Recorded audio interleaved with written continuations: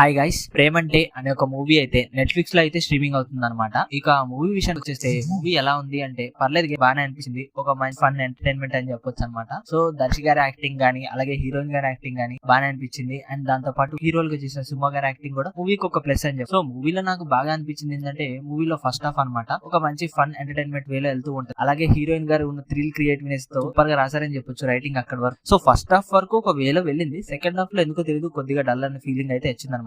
So overall గా movie గురించి చెప్పాలి అంటే ఒక వన్ టైం వాచ్ అని అయితే చెప్తాను అనమాట. ఇక మూవీ ప్లాట్ విషయానికి వచ్చేస్తే మూవీ ప్లాట్ ఏంటి అంటే, సో స్టార్టింగ్ ఒక మ్యారేజ్ ఫంక్షన్ లో హీరో అండ్ హీరోయిన్ అయితే కలుస్తారు. అనుకోకుండా వాళ్ళు క్లోజ్ అయ్యి వాళ్ళ మ్యారేజ్ అయితే అయిపోతుంది. సో మ్యారేజ్ తర్వాత హీరో దర్శి గారి గురించి ఒక నిజం అయితే తెలుస్తుంది అనమాట హీరోయిన్ గారి. సో అక్కడి నుంచి వీళ్ళ మ్యారేజ్ లైఫ్ ఎలా ఉంటది, ఆ థ్రిల్ వీళ్ళకి దొరుకుతుందా దొరకట్లేదా, ఆ థ్రిల్ తో కూడింది ఎలా ఉంటది అనేది మూవీ ప్లాట్ అనమాట. ఇక మూవీలో ఫస్ట్ హాఫ్ విషయానికి వచ్చేస్తే యాజ్ యూజువల్ గా ఫస్ట్ హాఫ్ లో అనుకోకుండా కలవటం, వాళ్ళ మ్యారేజ్ లైఫ్, ఆ మ్యారేజ్ లైఫ్ కి సంబంధించిన దర్శి గారికి ఒక విషయం తెలియటం, అండ్ దాంతో పాటు అది ఎలా జరిగింది, ఆ థ్రిల్ ఏంటి అనేది అయితే ఉంటది అనమాట. ఇక సెకండ్ హాఫ్ లో ఆ థ్రిల్ కి సంబంధించి చేయటం గానీ, దొంగతనాలు, అండ్ దాంతో పాటు ఆ ఏం జరిగింది లాస్ట్ కి ఏమవుతుంది అన్న టైప్ లో అయితే ఉంటది. ఇక క్లైమాక్స్ ఏదైతే ఉందో ఒక మంచి పీస్ టాక్ టైప్ లో అయితే అనిపిస్తుంది అనమాట.